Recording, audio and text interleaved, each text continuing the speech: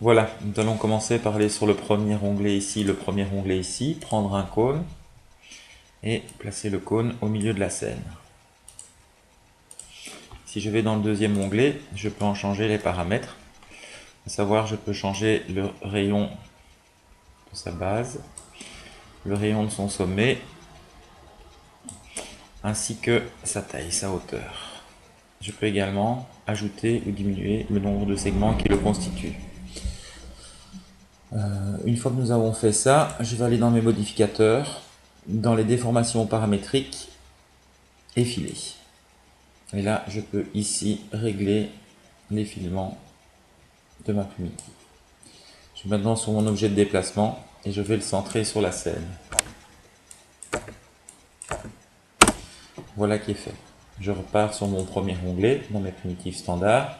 Je vais maintenant prendre une sphère.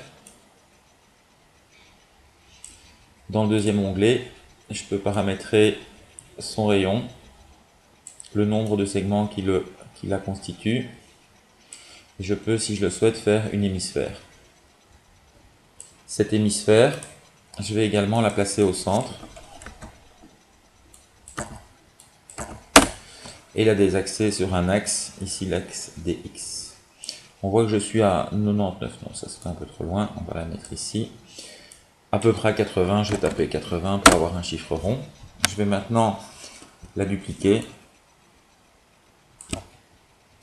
Comme celle-ci a été mise à 80, je mets celle-là à moins 80, de manière à ce que ce soit symétrique.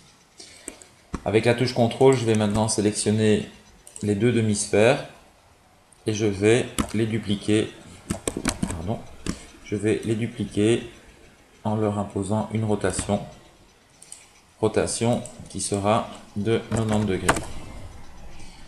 Je repars dans mes primitives standards. Je prends maintenant une boîte.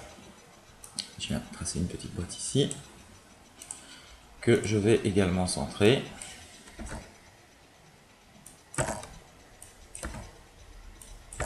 Voilà qui est fait. Et je vais la dupliquer en lui imposant une rotation de 90 ou moins 90 degrés. Voilà qui est terminé pour la modélisation de la fusée.